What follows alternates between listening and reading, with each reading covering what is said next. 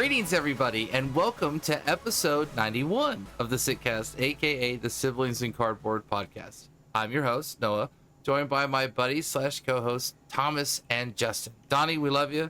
We'll see you back when you can. Whether you're a veteran card gamer or a first timer just testing the waters, we are all siblings in cardboard. Guys, looks like the high seas are going to continue to be choppy. There's a big bad pirate on the loose and a ninja that does really well in two formats. And an assassin kind of cosplaying as a ninja. Right. So interesting, right? But needless to say, I think we were right with our data, no feelings, for the most part, driven approach. I would say that in general, the data was like almost spot on. Like all of our Singapore flyers were kind of in there, like doing little things, except maybe Vincent. Like Dory actually had like a really high win rate. I just think that all the Dorys like bombed on draft. Kano had an obscenely high win rate. All of them like bombed on draft. So if you recall from our last podcast, our top three meta, as far as like both win rate and play, were going to be Syndra, Gravy Bones, and Slippy, and that was like exactly the meta. And then our like tier 2, our street food meta was Dash.io, Acilio, Prism, Verdance, and then at the very last second we threw Kano up there into the street food.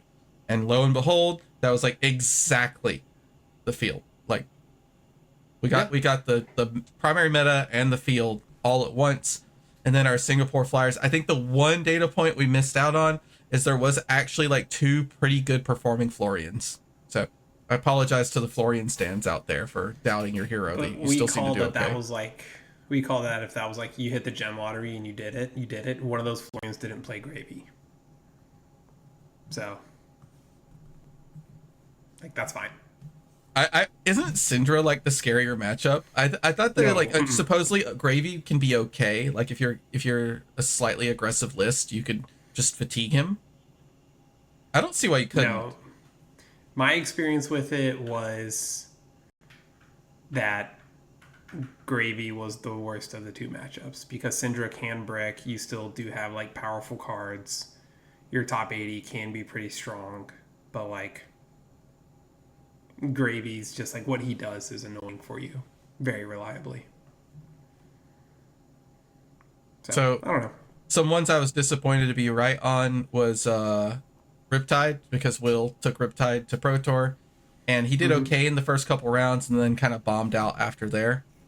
And then the one Riptide that got day 2, Cruciale, there's some really, really bizarre judge call that happened there. And I don't know. Anyway, before we get too far into the discussion, I just want to say my last week in Flesh and Blood was pretty good. And mainly I'm just feeling jet lagged as if I went to Singapore myself because I stayed up super late watching the coverage. Yeah, no, I always caught it back the next morning. I wasn't staying up for any of it. But it was... My word to describe this tournament would be entertaining.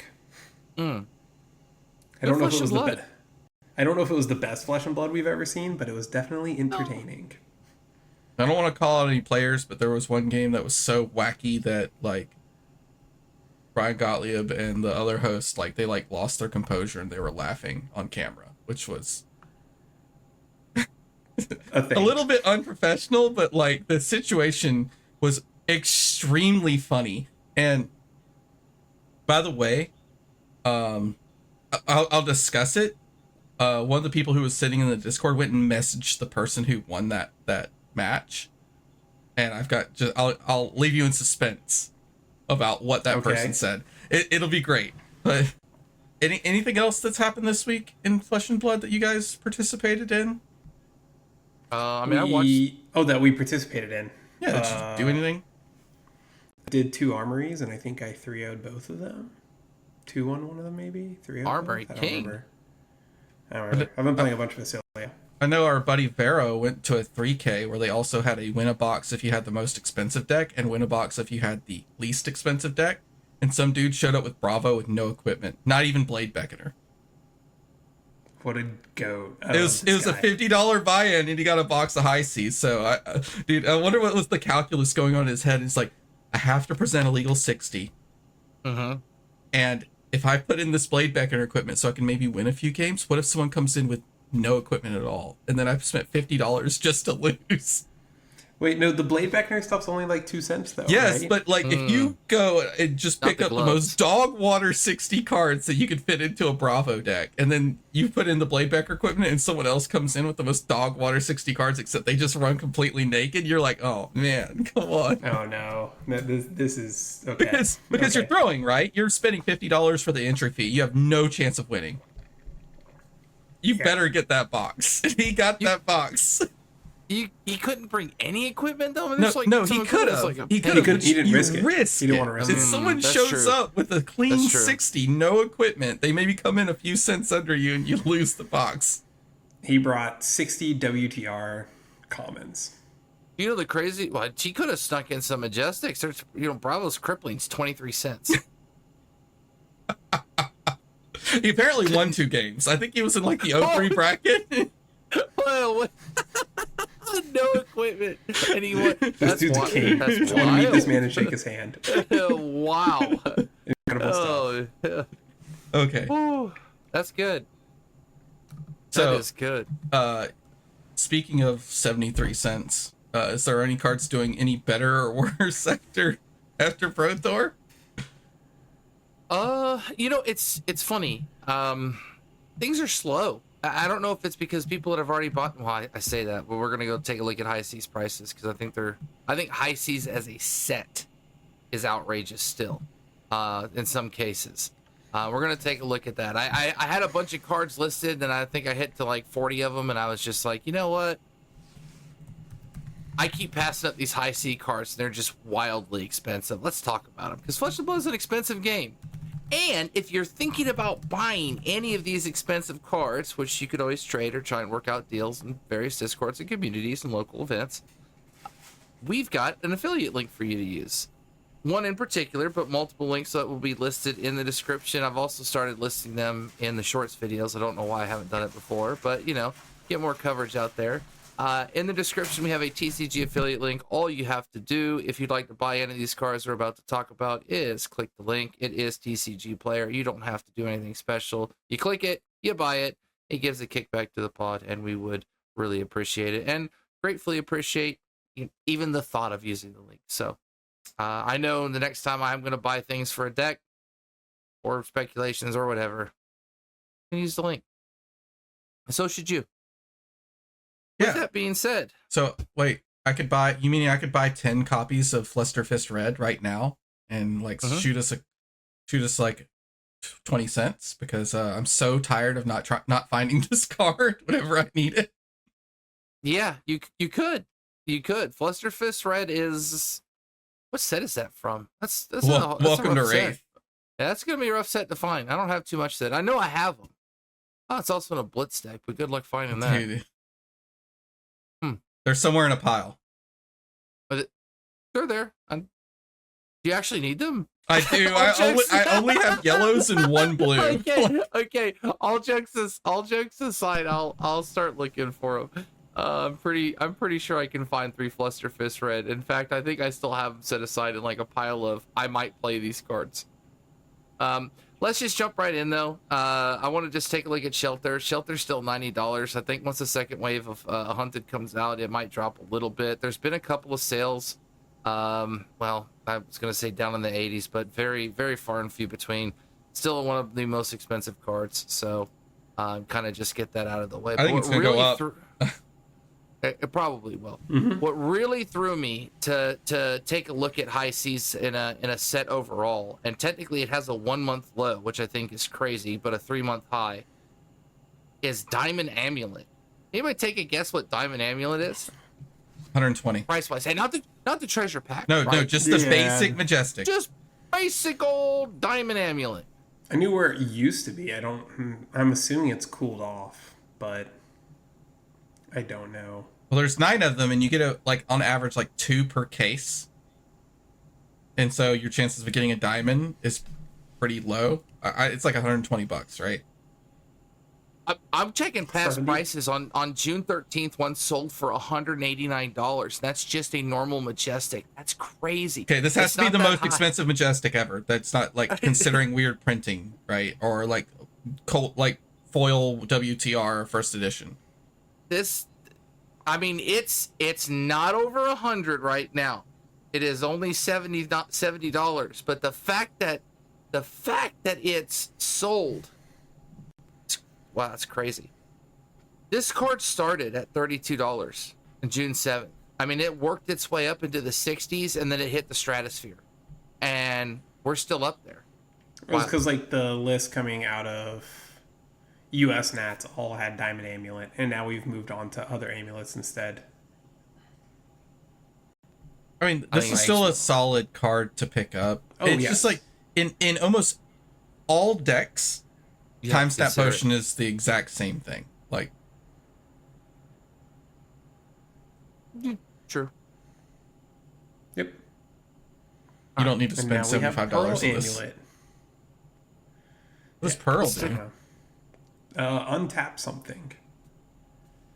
Oh, is that really a thing? Like, Mm-hmm. That was. We'll talk about it later. okay. We'll talk about it later. It is like, okay, to be fair, if you have Humperdinck already in play in a handful of blues, that's pretty tight. 11 into 11. Drink rum, Mm-hmm. swing Do the Humperdinck, thing. break amulet, swing Humperdinck. Hell yeah. Mm-hmm. Let's take a look at what we got going on here, though. I did pull out the Codex of Frailties, and I got to find the other one because I just like taking a look at those. We might as well break those out. So, Can I have a card for you to look at? Yeah, we'll do that. $40 for Outsider Codex of Frailties. So way down from where it was. That is a success. And then High Seas is right there on the same thing, $40. So that card has been brought down to a much more manageable. Still, people will say still pretty expensive. Not even but like it lost popularity because Slippy is huge right now. So people are buying these to play Slippy, and it's down that low. That's great. Yep. We did at LSS. They also keep printing cards that directly counter it. Like, we got a new one. Oh yeah, we're gonna talk about that. That card's wild. Overcrowded. Yeah. That card is. Overcrowded is a really good foil to the Codex of Frailty. Love that Some card. other decks. So anyways, one card that I'm going to call out is Prismatic Leyline. The card was not that expensive. Now TCG is $24 a copy. Ooh, man, that's up. That's way up because Prismatic Leyline, I think the last time Like a we even $5 talked about card. it was like 12 or 15, even on a spike, but this is crazy. Turns So it's out been going Prismatic up. Go. It's been going up because Hamilton's played it in his last like 3 iterations of his deck. at least one. No matter what. There's always at least Yep. one. And He's always had the one copy, and this time he played 2. the reason why this is especially playable in Gravy, because if it's not playable in Gravy, it's not playable in anybody, is the fact that your yellows are either just chilling in your graveyard or already out on the board. So this is coming in at minimum, usually as a 1-card 5, because you're going to play some random blue tipple or blue swell. And at worst, it's a 1-card 3 go again to push your swell up to a breakpoint or your tipple up to a breakpoint and then +2 to one of your allies. And either of these breakpoints that get applied, like making your Sawbone swing for 8 or your Swell swing for 4, makes it so much easier to tap that pirate hook and get a gold. Yep. So yeah, that's my only shout out. All right. Well, we're going to continue on with kind of the same thing in that High Seas. Well, it's not High Seas, but I guess it's related to High Seas. Anybody want to take a guess what Saltwater Swell is? Like, you're talking about the treasure pack version, right? This would be the treasure one, right? I mean, we're going to take a look at some of this bling here. Blue is 70 and the red is like 50 something. Red has one listing left at $99, almost completely sold out, if not about to sell out. And then blue, because I forgot the blue is also insanely. It's 30 a piece for the blue. The blue is 30. And so the red ones are probably high just because they're technically rare at the moment. I think people are just dumb and they associate red as the better version. I mean, maybe. I'm not gonna just call people dumb. I will for that one.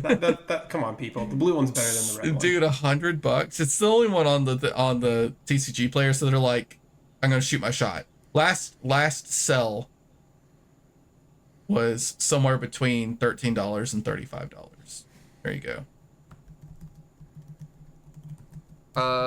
Same thing, but Swiftwater Sloop, red. Okay, Sloop on the other hand, that's gonna be like 50. Man, that card's a banger. It's a banger, but it's not swell.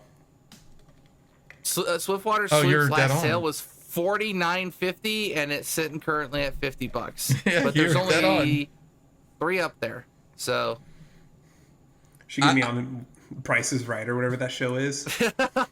I like Sloop better because it's the least likely card and that's problematic. That's going to get maybe restricted or banned. We'll talk about that. To be fair, I don't think anything's going to get restricted or banned yet.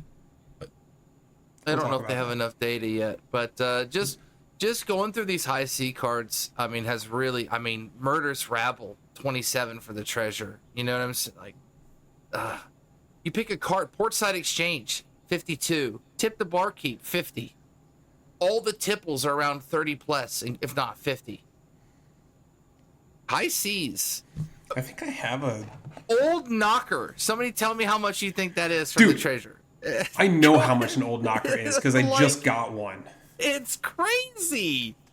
Those pieces are exceptionally rare, I'm pretty sure. Yes. Yeah, cold foil common equipment are like really rare. Yeah, it is. It's actually crazy. Like the Unicycle's 40, Old Knocker's 42, Headstone is 22. It's not even good. it's doesn't matter. It's how you gotta find it. You have to find the card. Basically, high seas is expensive, is what we've seen. I don't necessarily think Gravy did anything to make it more expensive. I mean, the boat's still 25, which is where it's been. And this is just normal boat. And Gravy's the only one playing Sloop. Like. Oh, this is CNC. Yeah, Conqueror. Give no quarter, 18. Just in case anybody's interested in playing Gravy. The majority of your money will be spent if you want to bling it out. I mean, Sea Legs I think is 12. Most of your allies are decently priced. I think Chum's your most expensive ally. This Chum makes sense. Chum's a good ally.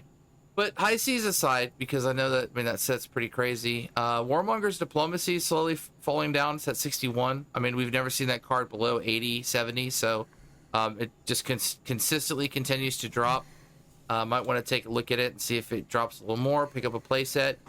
Card we've talked about a lot, Weakest Link. Also down in the 45s. That card was just always 60 plus, 70 plus. Majority of the times I'd always say, oh, look, it's at 45. There'd be like one, and then it would go right to 70. There's quite a few now. So definitely something that you guys can take advantage of.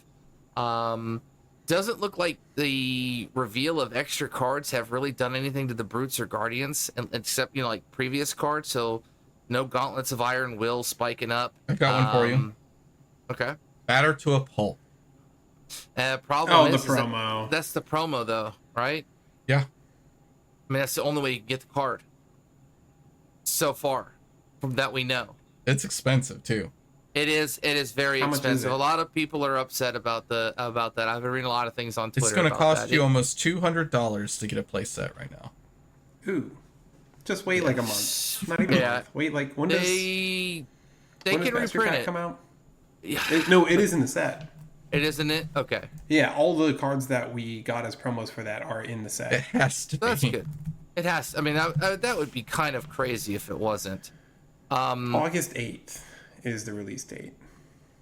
We've got like clean wait, literally week 2 weeks. 2 weeks. Yeah, 2 weeks. 3 until weeks. Wait 3 weeks. Yeah. It's Guardian meta again. Maybe. We'll see. Maybe. We'll see. Oh, there's some things we'll talk about later that we can loop in some other cards, because I think they spoiled some cards for Pleiades that makes me really, really I don't know. I don't know if we need that kind of a card in this game, but we'll figure it out. There's some hoops you got to jump through. Dude, I think it's fine. It's not. No game has ever done that right. Like, it hasn't seen it get banned. Well, it's just a problem. What is a Guardian's average turn with a full hand? We'll talk about it. We'll talk about it after the I know what you're saying. I get it. If there's anybody that gets for it, 6. you give it to them. Make a size 6 surge and those for 6. It makes it a little less as a Guardian. It's weird. So some cards go up, some cards go down. I mean, just meta cards, right? Dread Threads, you can get your Rainbow Foil for 47. It's trending down. Black Tech Whispers, 31 right now, trending down. Hunter's Clave sitting at 63. That dagger's still crazy, guys. I know. Not much to do about that. And then some things to kind of take a look at. I mean, Scabbies are still low. I don't know. I mean, every brute has to at least consider them, even the new ones. At still $40 for WTR Scabbies. Every brute runs them. I know there's about 1 billion boxes of Monarch in circulation, but Carrion Husk has also seen all-time lows. It's a $50 Rainbow Foil and a $73 Coal Foil. Oh, it's banned in Living Legend, so that's why it went down. Okay, well, that's one less place So they you're can play. currently only playing it in Levia and Vincent? Yep. It's also one of Vincent's worst chess pieces, which is crazy to think about. Bad, because just no way to get rid of the blood debt, right? No way to get rid of the blood turn. debt. So you might as well just get your 3 block off of your AB2 that you want to put in anyway. Yeah, it gives you an extra card slot, right? Too, so you don't have to run 2 chess pieces. You can say extra that card for something slot else. covering breakpoints is usually more important than just blocking a Command and Conquer for 6.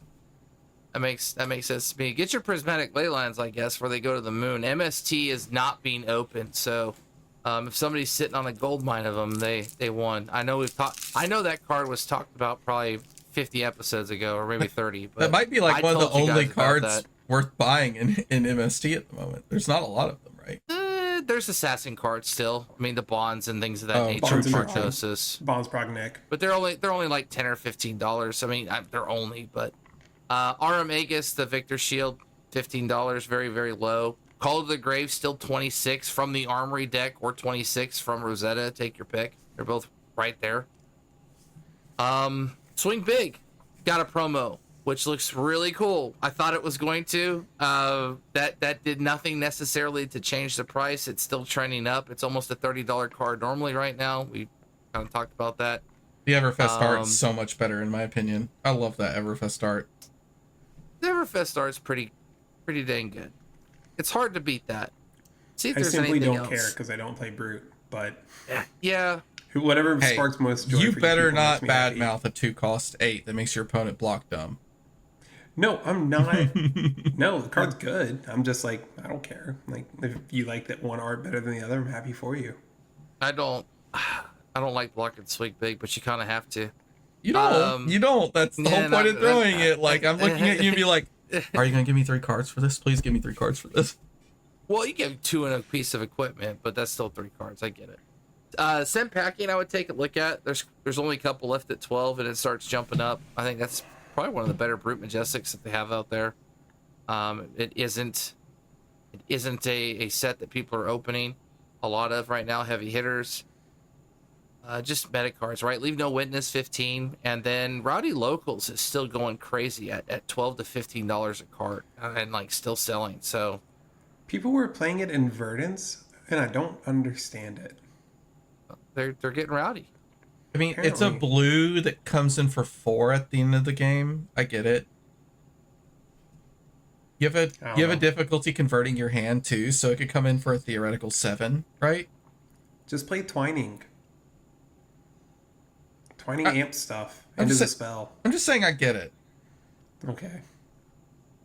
I don't know. I'm just last but not least, and we'll kind of leave it on this. Do you guys think there's enough card draw now, or maybe in the near future? I don't know if the new set really promotes it. There's new brutes, right? So there's chances. Hold the lines at an all-time low of $7. Ooh, good call. Let me buy a set of that on podcast. Hold the line is a very, it fluctuates a lot, but when it's high, it's like 20-25 high, and when it's low, it's damn near useless. To be fair, Hold the Line Good card. if you have space in it in your deck to put a blue, Hold Line's really good against Gravy Bones. Like really good. That's who I was thinking about, right? Like, is there enough card draw with Gravy, who likes to fish with plenty of gold, usually drawing a couple of cards a turn when they're doing their big turn? I mean, like, and then you've got nice 5-block. You got that. We have a card draw Guardian for the first time ever. Mm-hmm. Like, we have Brutes again who do card draw. We have This might be time.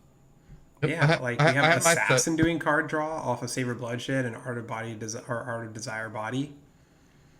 We have like a lot of card draw. Ninjas draw cards with ancestral ancestral empowerment and massive momentum. If you let them, I mean, you shouldn't let them, but maybe that's part of your thing. Snaps, well, at that point you no that longer nature. care because they draw a card and you get your 3 extra value. So you get to make it kind of neutral. There's always a chance we get another hero that utilizes Blood Rush Bellow too. The new KO might still utilize Blood Rush Bellow. Right. So just something to think about. Kind of leave you guys with a hey, did you pick that up? Maybe it's too early to talk about that, but there was the big reveal from the whole market, or not the market. What do they call it? The talk, the James White talk thing. Not the dev talk, but I can't even think about. What do they call it? Keynote.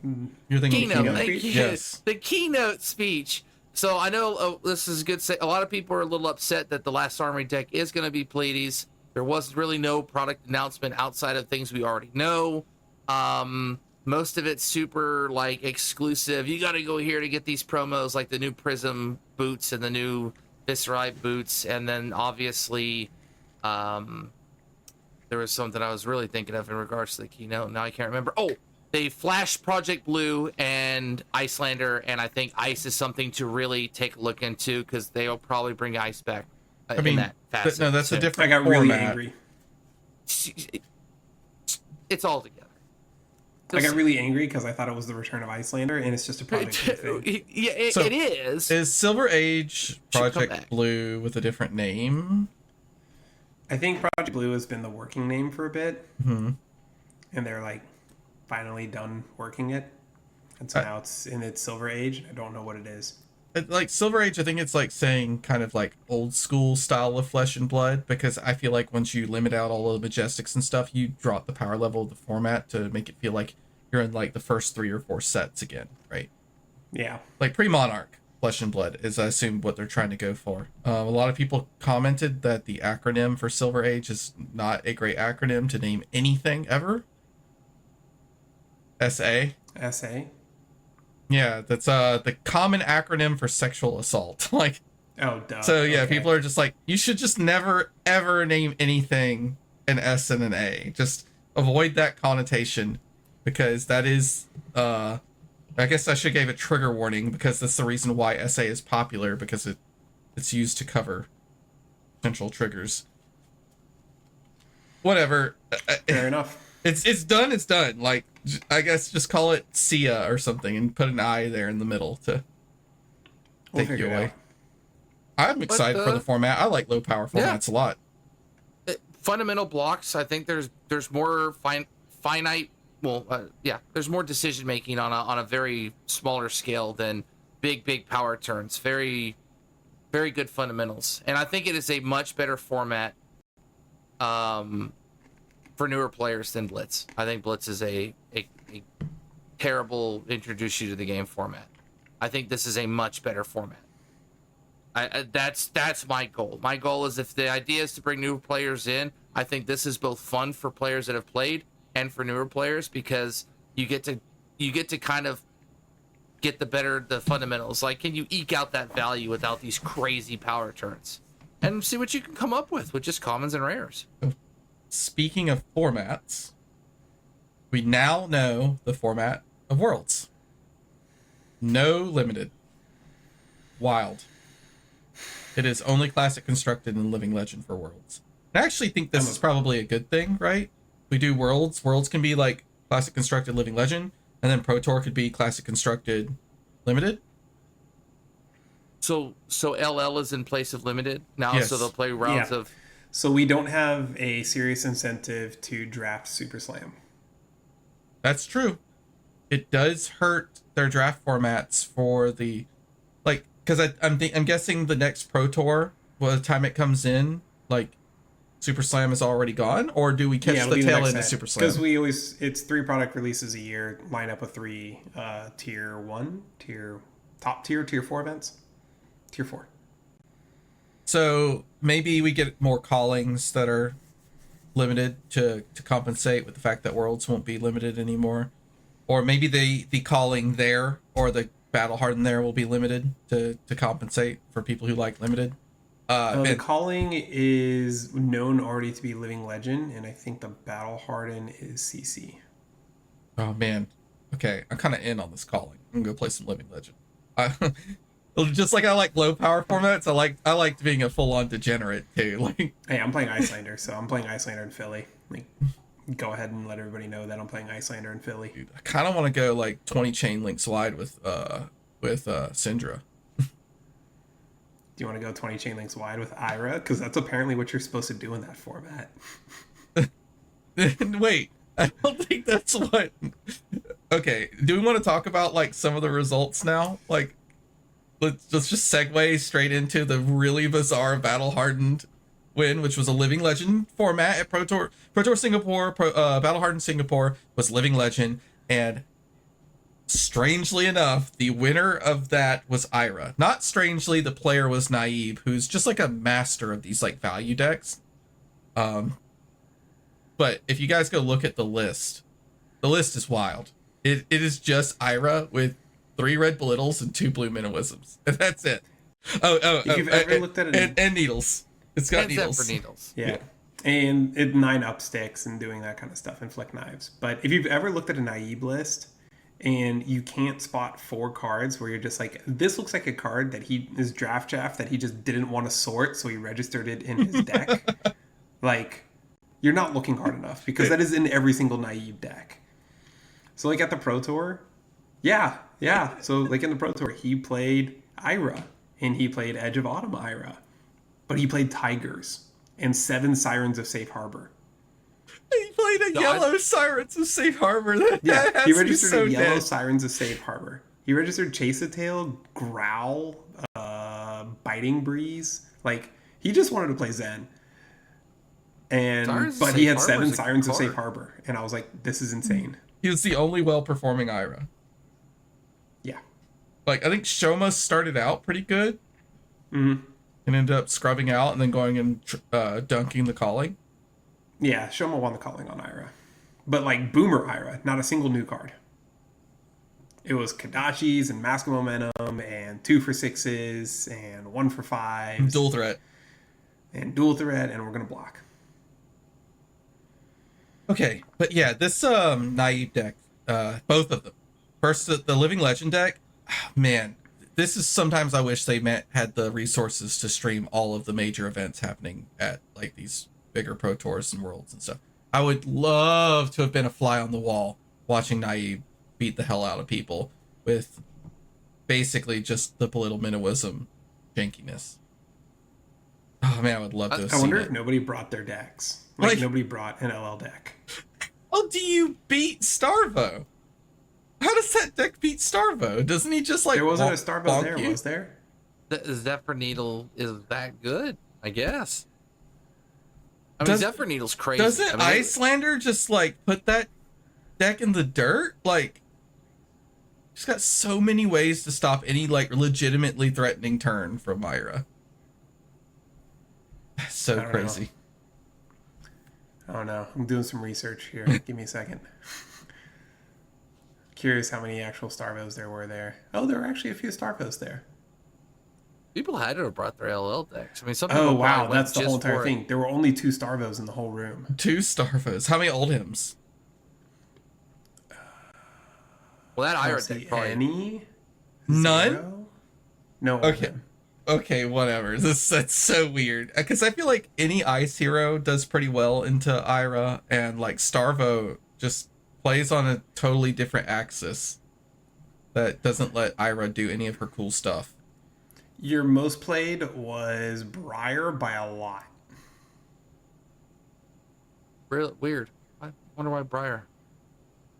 Interesting. I mean, Briar is really good. Like, she's like this crazy combo deck with her new cards. And she gets to play Skyward Serenade. Yeah, she has By the access way. to that.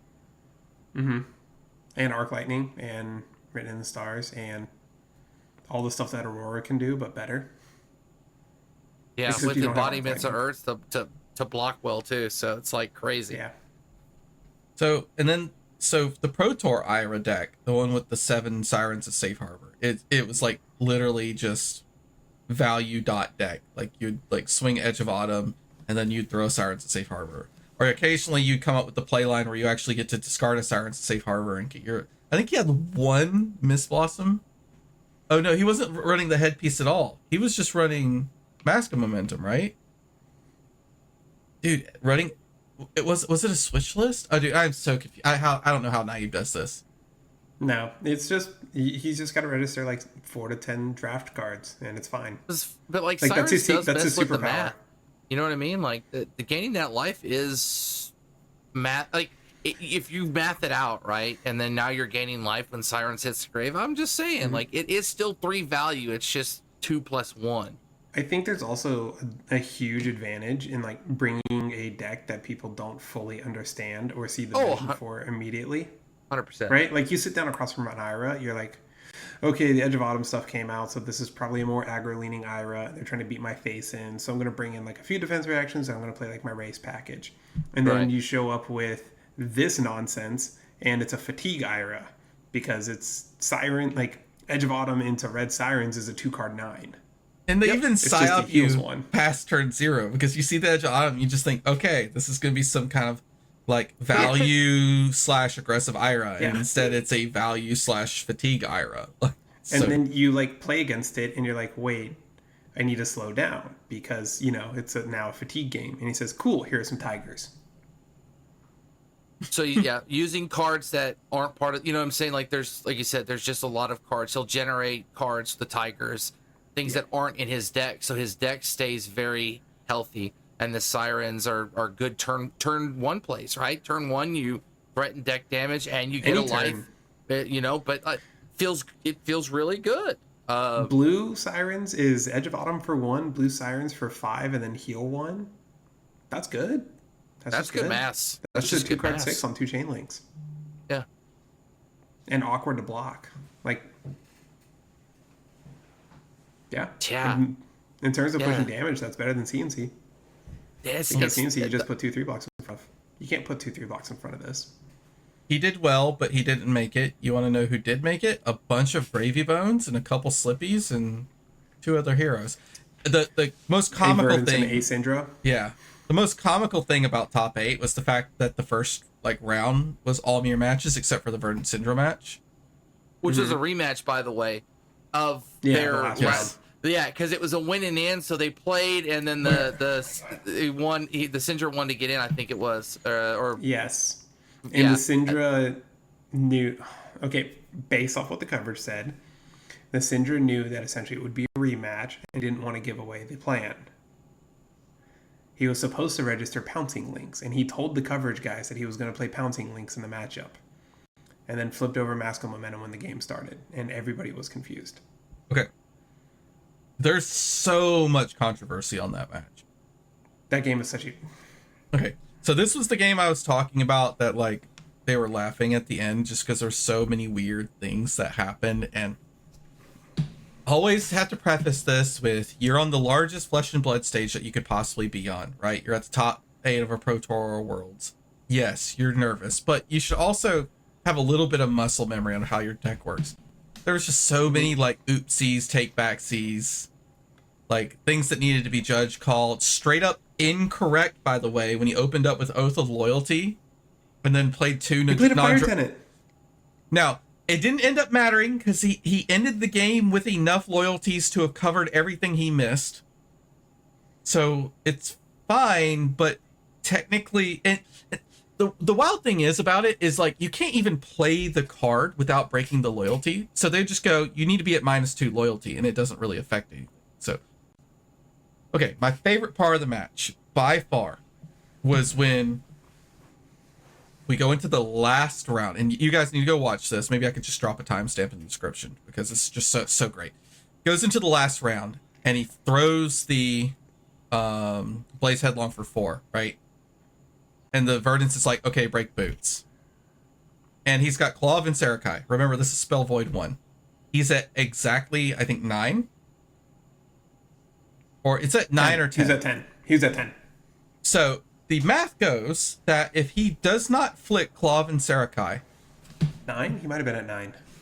If he doesn't No, flick, he was at 9 because he needed the rampant growth to get over the thing. Yes. He was at 9. If he doesn't flick the Claw of Inserakai, he has enough Spell Void to not die, because he could Spell Void the dagger, buy back the daggers, Spell Void the dagger. Right? He Spell Voids the first spell, he Spell Voids the Waning Moon, and he doesn't die. However, he flicks the Claw because the Verdance is at 1, goes for lethal, and he gains 1 life with the rampant growth, and then the Verdance kills him for exact lethal.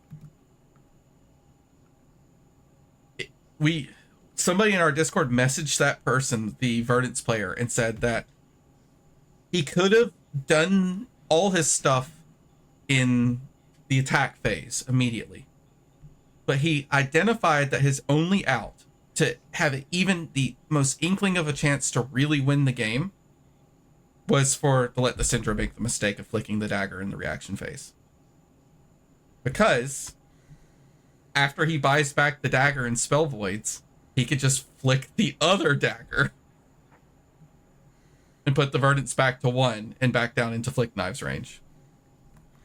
Okay, I just looked it back up. He was at 9 when all this happened. Yes. Ugh, okay. So... Oh, right. That's because he's at amp 1, and he normally puts out 9. Now he's putting out 10. You need Spell Void, 2 Spell Voids to stay at 1.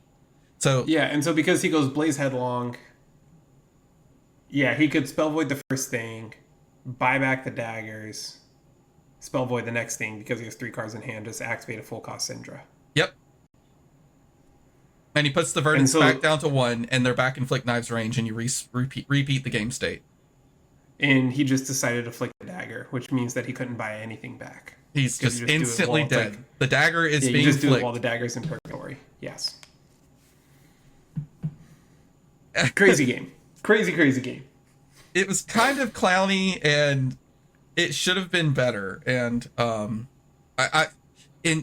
go and I'll say I blame a lot of this on the judges not doing better on that game. Because they hammered the finals, and it was not for good reasons. You very rarely hear me dunk on judging, because judging is hard. They don't have an easy job. It is not fun. I don't envy them. The judging this weekend was poor. There was a lot of judges who just made power calls that, like, some DQs happened that I don't think should have happened over, like, shared triggers. There were some just like judges interfering in game states, either on stream or off stream, where like they're supposed to be a biased third party or an unbiased third party, as opposed to actively like interfering with games. And that was disappointing to see. The thing that always gets me is, I mean, these top games most of the time have a judge sitting right there. I mean, you know, they're actively watching the game. And it's frustrating to see a game state be disrupted when it doesn't need to be, but then very frustrating when there's actively something going on that's wrong, and they're watching the game, and you're like, well, how does nobody see it? But you know what I mean? Like, how you can put the dice on the board. The oath of loyalty thing was never caught. It was never caught. That, like, of all the things to miss, that's not the only thing. You know what I mean? Like that. It's just crazy. It's so the integrity has to be there the whole time, right? And just from things that people have said from Twitter, things of that nature, that, you know, obviously judging's hard, but then we need to have the right people there. I'm going to disagree. Games. There are game states that are difficult to evaluate. I think judging the field, the tables across all of the board, very difficult. You're running around all over the place. People are raising their hand calling judge. The guy sitting watching the feature match, that's not hard. 100%. No, 100%. I'm doing that. I'm sitting in my chair watching it on stream. Like, right. You have one job. You're watching one match. You're not waiting for judge calls from other matches. You're most likely a high-level judge, and I'm just going to call you out. like, you need to do better on these feature matches. Like, you are only watching that match. You're not evaluating anything else. Maybe if you're the head judge, maybe sometimes you're getting interrupted when other judges come up and ask you for advice. That could maybe happen. But maybe you shouldn't put the head judge doing this is like the front-facing public part of Flesh and Blood. Right? Flesh and Blood, and yeah. The frustrating part for me was it felt like the judges were not that judge, but whoever was the judge running the table was more interested in making sure the dice had 3 and go again on the board. That's what I was saying. Than actually judging the game. Yeah, and like it was crazy. Like it would take me out of the immersion of the game, because like, okay, if I'm a player and you see a player like reach off the table to grab the dice, like, okay, sure, that makes sense, and like you understand what's going on. You see this random hand just like magically appear on the board, yes. like purely vertical on your screen. It's like jarring. Dude, the finals got interrupted 4 or 5 times.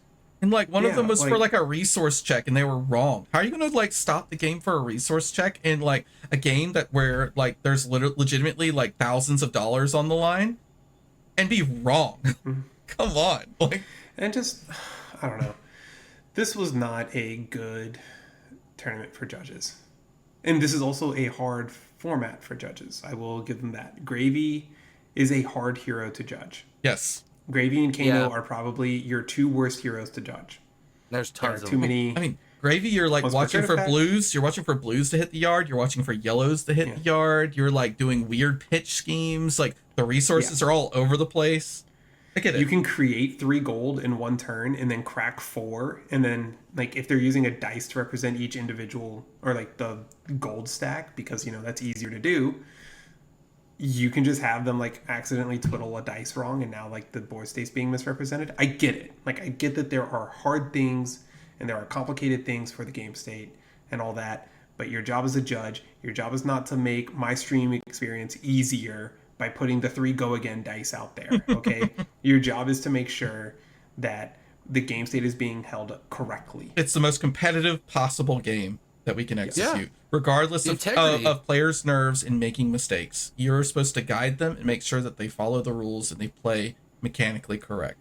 Like, can they still miss triggers? Yes, and a judge should never be involved in that. But like, if they're blatantly missing out on like required triggers and resource costs or not representing attack power correctly, like those are the things judges should be catching. They're not catching it. Like, they're just not catching it. Yeah. I'd rather them not like put the dice out there at all than like misrepresent it, but whatever. I don't know. I just,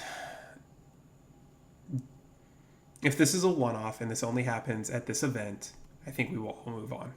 If this continues to happen, there will be larger uproars very quickly.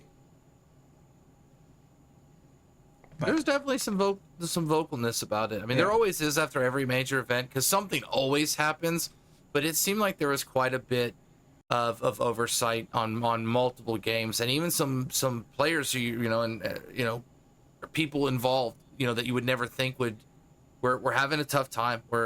So it's definitely something that they need to get down, especially like when we're on feature matches. Like we keep saying, this is the front facing part of Flesh and Blood. This is supposed to draw people in, a very competitive back and forth game, and we've got interruptions for nothing, and then also complete oversight where the chat's in uproar, and it's like, who's watching the game? If all of us are watching it and we see it, they should have caught it. What's going on? Now it is delayed most of the time, so usually by the time we see it, it's too late. But it's too late. Yeah.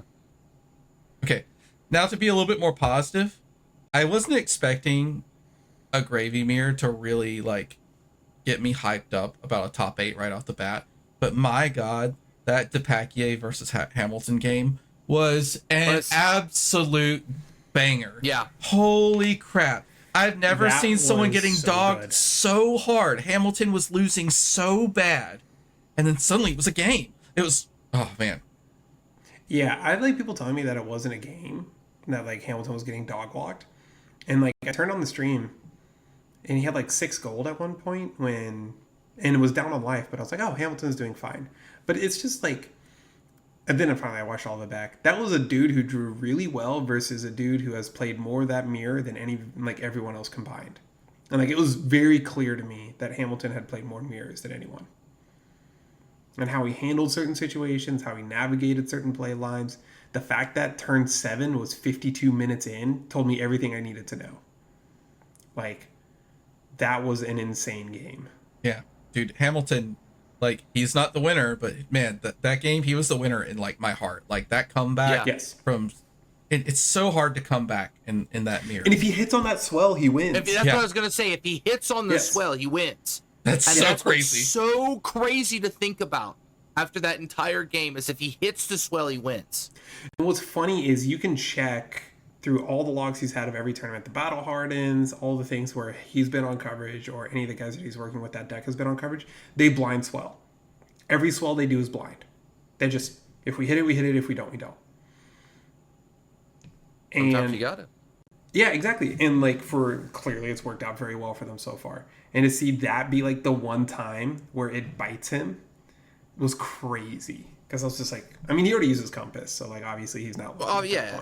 His ability to like win lost games, that's what makes Hamilton like one of the GOATs. Like, yes, he picks up edges so all over the place. I could see instances where like other players like would have considered just scooping so they can go get lunch. Like the game was that one-sided. Yes. And I don't want to toot my own horn like too hard, but in the finals, Shiroi versus Anki, Wu versus Tapakie, for going by last names, we're talking about that, like looking how people execute the mirrors. I think it was like turn 3. I'm like, I think Shiroi has this. Like, it's just done. Even though the life totals, there's a huge life total discrepancy. You're looking at the graveyard and the cards used out of deck, and it was just so clear that he was ahead, because like Tapakie is like playing the chart the high seas, right, and playing these Call to the Graves and thinning his deck down super hard. And I think he actually charted one of his Conquer the High Seas, right, in that game. Mm-hmm. And as soon as he charted the Conquer the High Seas, I'm like, I'm pretty sure that this is over. It took another like 12 turns to get there, but just masterful execution from the other side of the table, like controlling his life total and being like, I know that eventually I'll get to a board state where I keep one ally out and he's out of cards. There's a lot of allies he had left out. It's the prism. It's the prism effect where prisms, you watch them go down to one life. Does that really mean they're about to die? No. I mean, like, he used that life really well as a resource, and that was a really fun game to watch. I mean, minus, the interruptions here or there, that was a great finals. Much better than the Verdant's Gravy, which was a little lackluster. I felt really bad for the Verdants. I think the game plan just wasn't. Oh, that was some bad draw order, and there was some interesting choices there too. Like, definitely interesting choices, but it just felt. I learned bad a for lot Verdants. watching that game. As like someone who's like really interested in Verdant's Gravy, I learned a lot watching that game. But that just was the most miserable draw sequence I've seen. Yep, that's a really bad draw sequence. It would have taken some very, very four-sided plays to ever pull that one back out. So, not saying that person heavily misplayed. They would have had to have basically like had some incredible foresight and taken damage in some different places to even have a chance to win that game. Yep. So I think there was some really good Flesh and Blood on stream. I just think there was also some really weird. Like there's also the debacle with the extra counter on the Cerebellum. Oh yeah. Yeah, that Dash IO should have lost that game. There was an extra counter on the Cerebellum that got missed. And hate that. How hard is it for a judge to not miss beginning of turn triggers? Like, come on. I play Dash IO a lot. Sometimes I miss it too. Like, if it's the only thing out, I'm not really thinking about it like I am the other things, and I'll miss a counter, and my opponent will remind me. I'm like, yeah, you're right, and move on. But it just got missed by both players, and somehow a judge that his only job was watching them play that game. Like, are you just zoning out? No, he's making sure that's 3 go again. 3 go again. I'm just gonna hammer that joke into the ground until it's terrible. It already is, but it's fine. I was pretty pleased. I thought it was. I stayed up extremely late for like 3 nights in a row, so I was really happy. The draft games were fun to watch. Watching Trehay's POV on that draft and how he navigated it versus how I would navigate it was totally different. It is like you look at the hand, you're like, oh, this is such a clear, obvious pick, and they like pull the like banana out, and you're like, oh, what? Yeah, like he did a pack 1 pick 2 peg or pick 3 peg leg. or something like that. Like it was like an equipment piece after he already picked an equipment piece. He went like blue, equipment piece, blue. It was like blue walk the plank. It was like a first 4 pick for him. And I was like, it's really good though. Never. Yeah, but blue walk the plank? It's a 3 for 5 that has a good on hit, right? He picked it over like some blue block 3s. He picked it over like some decent class cards, just stuff like that. Or like there was a I can't remember what it was. There was like a like good class rare or common. I was like, all right, I would take this one just to speculate on that class. And he took the equipment, and I was like, that is, or the blue. He took the blue walk the plank instead, and I was like, that is very interesting to me. You know, stuff like that. Just like, it's very interesting to see other players' methodology when drafting. So I think that wraps up July for competitive events, right? We don't have anything on the last weekend. Nope. The only thing left or next thing on the docket is Kansas City in the middle of August. Yep. And a little bit before that, we do have Calling Auckland and Battlehard Lucerne, both on the August 8th weekend. Oh, is the Auckland Calling, that's the sealed one, right? Yeah, That's I don't think alpha, it's CC. That's the Alpha Calling? It is Welcome to Wrath Unlimited Sealed Deck Calling. It's so and then cool. day 2 is awesome. draft. If you make Day it two to day is- 2, it's Alpha Draft. It's Alpha Draft. That's so damn. Where's that at? Auckland? Yeah, of course it's Yeah. Auckland. Like Oh the man. weird or quirky and cool stuff always happens in New Zealand. And then the Battle Harden is just straight up Arcane Rising first ed. Wait, is it? I want to. Yeah, like No, they're doing like for Oh, there is a Calling B. yeah. But there's you're right. constructed Calling. There's like an A Okay. and B. Yeah. Okay. Wow, this is such a strange event. Calling A starts on Friday, sealed deck, Welcome to Wraith. And then Calling B starts on Saturday, which is just classic constructed. But the Battle Hardened on Sunday is Arcane Rising First Edition Limited. That's so weird.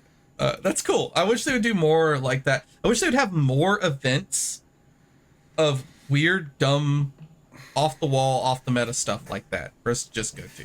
I'm totally down to drop $50 on a random weekend to go somewhere in Atlanta and play Arcane Rising Limited. I've never played that before, but I would be down. It's miserable, but hey, it's a weekend, so sure, Yeah. let's go for it. Yeah, whatever. Yeah. I mean, you're still going to play good games, and maybe you just hit the nuts. I don't know what the nuts is in Arcane Rising, like a perfect dash deck. Maybe you just boost to win. In sealed, it's Viscerai because he's the only one who has like a real weapon with the Nebula Blade. Yeah. Because if you don't block it, then the Rune Chance will kill you over time. And he has the most 3 blocks. Yeah. It's a tire fire. It sounds fantastic. I'm so envious of word for it. Auckland. Yeah. Yeah. That is a word for it. You did it. Hey, and it's first edition. You might just like. Yeah, no, that's the key. Like that's the key to all this is that it's like all of it's first ed. This is like one of the highest EV callings you could go to because the cards you open are just like worth actual gold. And then I am going to Kansas City. I bought my plane ticket. I am buying mine after this call is done. It was on the cheap. I do have to like take a red eye like Monday morning to get back, but I couldn't make myself do like the 7 p.m. flight. And Andrew Lorenz joked about it. Like the best way to get top 8 is to have a flight you can't miss. The only top 8 I would have made was the flight that I couldn't miss. No, I'll just take a nap in the airport. It'll be fine. Yep. Yep. Yeah, Kansas City is going to be fun. Seems like everyone's coming out to it. The plane ticket so cheap. When I went and looked at it, I'm like, this is just worth it. So we'll talk about the new cards that were spoiled with the Mastery Pack Guardian stuff next week because that's all that'll be on, right? Yeah. Next week we can talk about all the spoilers from the cards, even some new hero reveals because they brought out another Dude, taking some extra turns to swing Anathos for 6 and make a seismic surge sounds amazing. It's a problem. It's not a problem. It definitely now. can it be. It will be a problem. Anything that says take an extra turn usually ends up being a problem. Oh man, but Valda breaks a potion of luck, takes an extra turn because I think that's just a guardian card, right? No, it's a spec. Oh, it's a spec. Okay. Yeah, I was gonna say I think it was a specialization. It's the other one that's kind of it's a revered guardian action, so she's only a revered guardian. Okay, so it's the other card that I'm thinking about that's actually kind of good. That's for guardians. It's the in the palm of your hand. Draw card. Yep. Yeah. We'll talk about it next week. There were some great cards spoiled, so it'll be good. It'll give us something to talk about, and kind of lead into Kansas City preparation too, right? Well, yeah, a couple of weeks. No, that comes out after KC, but we can do some. So we could do some. If you are a Guardian player or you're planning on becoming a Guardian player, buy your cards immediately. Yeah, before that Mastery Pack comes out. Because before the spoilers for the Mastery Pack Guardian come out. Which that spoiler schedule, by the way, I usually get this video out on Wednesday, meaning the next morning or the next evening, you're going to start having spoilers come out for a Mastery Pack Guardian. So if you're going to wait until that Thursday, it's going to be too late. Your cards are going to go up 50 to 100% up in value. We've got a spoiler by Ed Knight on the card, guys. I've heard his card's pretty sweet. Arsenal Pass, Cale McCreath, Fabrary got one, Matt Rogers got one, Carl Lupel, Nice. DM Armada, Pitch Perfect, and Subtle Panda. Essentially, that's Michael Fang, right? Essentially, basically anyone who's registered Guardian in the past year. Yeah. Pitch Perfect and DM Armada. Cause sure. So I've heard some of these cards are pretty strong. The Guardian is going to be real. So buy your cards now, because even if they are a little bit uptick on price, they're going to go up higher. Imposing Visage. It's going to be in all three of the new Guardians. I'm not playing Guardian. I have no fear. That's my third class: Wizards, Runeblades, and Guardians. So I've always wanted to try a Guardian. You get to do pitch stacking and stuff, and I think it would be really fun. I don't play decks usually that get to pitch stack because I shuffle when Dory was singing, and I shuffle with off the top of it. I've only played decks that shuffle, so I might need to do a short or a 20-minute rant on my own about pitch stacking and just upload it to the channel one day. It's so fake. The pitch stacking is fake? Inconstructed. Yeah, I would say in general it is quite fake. It's like there's only a couple specific matchups where pitch stacking actually matters. What pitch stacking in High Seas Limited very much mattered. Pitch stacking in Constructed, nah. I mean, okay, not necessarily like card for card pitch stacking, but I think threat density and putting good red next to blues is things that I pitch stacked in Levia. That was how I won in heavy hitters meta. Was pitch stack setups. So now, I don't know. We've been talking for an hour. I don't want to go into it. No. We could kill out. You could even make a whole video on it. I'm down. Yeah, Send it to me. That's I'll edit like, it. And I'll slap it on the channel. Yeah. But anyways, I don't know. I think this Pro Tour was an interesting one to watch. It was definitely entertaining. Like, the casters were all great. The games were... Yeah. They may not have been, like, the highest flesh and blood because there were errors left, right, and center. But, like, some of the play lines were interesting. The games themselves, like, were intriguing. There weren't that many just, like, absolute murders on stream. Yeah. And... Good field, too. I mean, I know the top 8 doesn't represent it, but I think there was a good field in terms of what was brought into it. This data is going to be a nightmare for LSS to evaluate, and I don't envy them. If you look at like win rates, Verdance was a problem, but if you look at like top 8 and top 16 and top 32 representation in both tournaments, Gravy and Slippy were problems. And it's like, I don't know what you do with that data. A lot of good people brought both of those decks. You know what I mean? Like a lot of really top tier players brought Gravy. We might see a touch, even though I don't think they're like heavily problematic. They said we are going to be very proactive on. They're going to be proactive on LL. Yes, because this of the is going to be a 0.5 big LL. Yeah, this is going to be a big test on their new LL system and BNRs and all that kind of stuff. Is that if you are going to put these half-point heroes in the system for longer, you can't have something that's even just like a small overtuned power, like overpowered thing, exist for forever because people will get annoyed of it very quickly. Okay, so before we wrap up, quick predictions on if there's going to be a BNR that's significant. What are the cards that are going to get hit? The next one is for September 1st. So we will have KC by then, and we'll have the Guardian stuff. So I would expect Gravy to get a hit because they want Guardian to do okay. So I think Swell is the card that you hit. Yeah, I mean that's what I was gonna say. You have to hit Saltwater Swell. It's too high. I mean, it's a gamble, but it's not really. But it's just too high value of a play. It's too crazy to play a card 3 go again. I think they'll just cut blue swell. Just blue. Yeah. I both say. I don't know if you make it to where you only play red swell, or if you make it to where you get rid of blue swell. I don't know. Or if you get rid of all six copies. But the grossest terms that you saw every single time on stream was a swell hitting. All swells. Yep. Yeah. I think it's either blue swell or yellow tipple gets cut. Because I don't think they should gut like Pirates like identity and like saying all tipples that like completely guts their identity. I don't want to gut hurts the tipple other just Pirates because too. That engine for like Gravy, he doesn't exist without 9 tipples. Like we keep trying and it keeps not working. And then Slippy. I think Razor's Edge. Ooh, that's a fun one. I was looking at Infect or Art of Desire Body. Yep, Just one of those could get it. Not like offensive cards because I don't think Slippy needs like a massive hit. If they hit Slippy at all. This is an if. Like, I don't know what they do. This is their game. I'm just going to play it. But You don't think they do anything crazy? It's going to be very mild. Nope, no Tarantula Toxin, no Take Up the Mantle, none of the like big M's from Misspell. Take Up the Mantle is fine, I if think. you I think hit that's Gravy, very fair. like, if you hit Gravy, that lets some of the slower decks come back. Slippy has issues with slower decks, so Slippy may just naturally fall in the line into a good, healthy place, even though I don't think that will happen. I want just, like, a straight, like, 1% trim on his win rate, their win rate. I think Infect or, like, Razor's Edge are both, like, good 1% trims. Yeah. Yeah, I think Razor's Edge is probably more intense than Infect because there's only so many good reacts. Exactly. But Razor's Edge is like still a good one. Like I think that's within the bounds of a hit. What about you, Noah? Oh, he took Swell from me.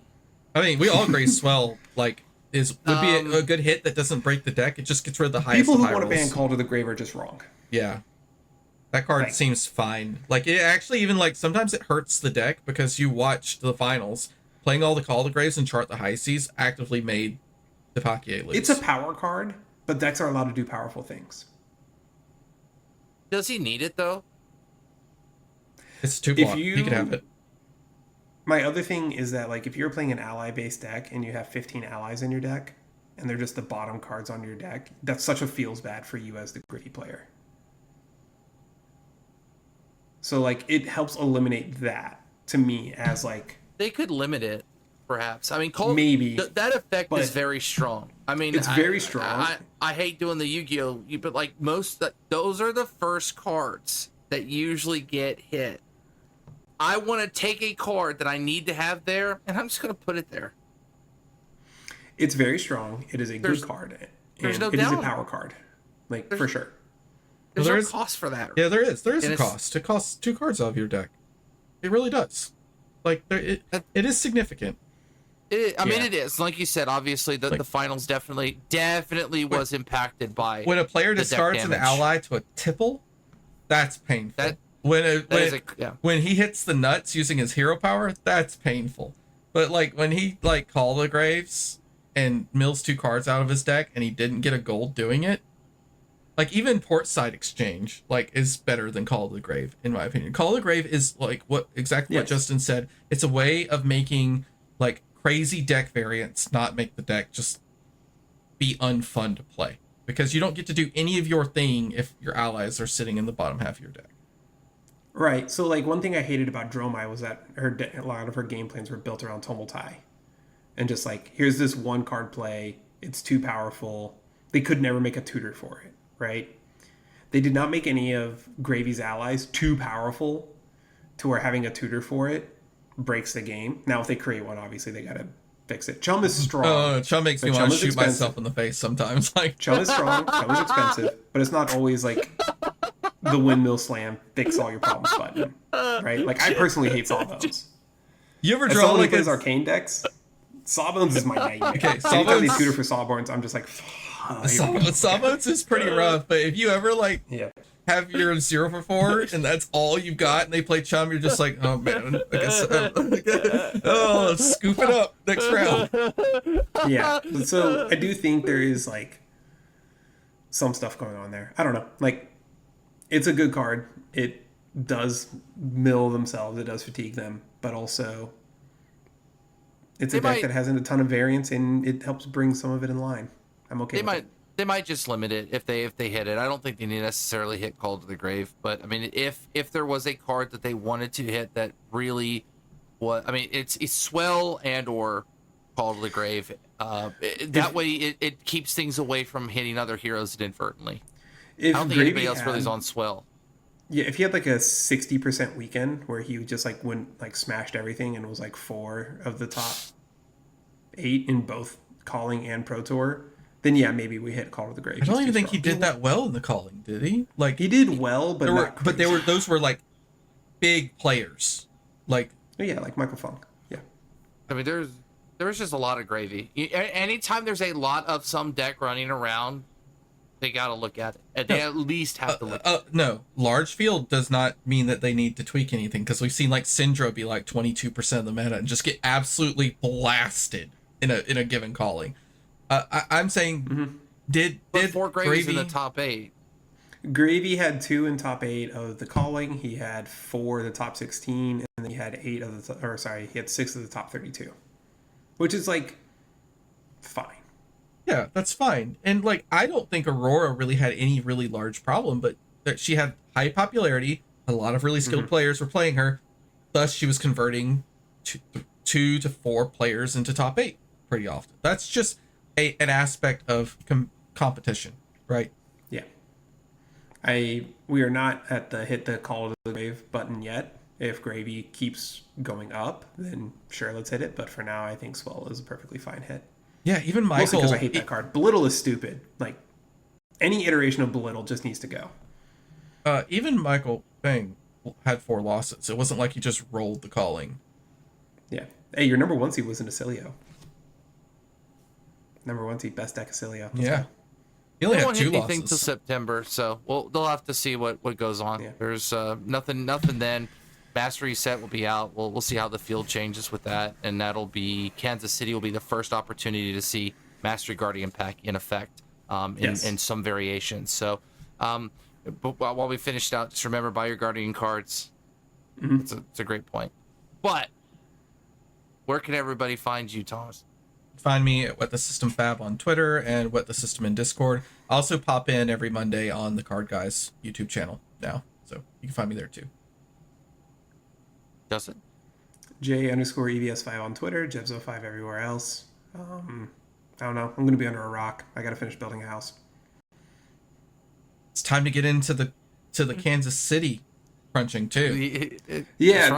All the time. I'm going to have to crunch for Kansas City. No. Hey, if I switch to Verdance, I'll be jamming games for you. Please do. Thank you. Share the data. The data. The data worked. At Big Max Fab on Twitter, at Big Max on Blue Sky, and I'm pretty much open in packs every day still on the channel, as well as anything else related to the YouTube Shorts. But maybe we'll get a little bit more diverse with that as well, and get some other like gameplay up there. I don't know. I've been back playing Telestar quite a lot, so I just don't want to go back to Dory. But it's what I've been playing, so it is what it is. Other than that, though, if there's nothing else. Thank you for joining us, everybody. We hope you enjoyed catching up with us this week. And if you did, subscribe or follow depending on where you found us to catch us again next time. Until then, take care of yourselves and remember, we're all siblings in cardboard. And now I'm just going to say it. Obviously, I haven't seen a lot of Miss Pummel triggers because nobody's running Pummel. But you got to read your cards and you got to do the triggers. And you really have to know how your cards work. You know, you can't just generate resources from nowhere. You got to jump through the hoops to do that. I'm watching you. Judges read cards. Yeah, they should. I don't know. Get a piece of gum to chew or something. Keep you like blocked in. Chew gum and read cards, judges. That's what we heard today. Take care, guys.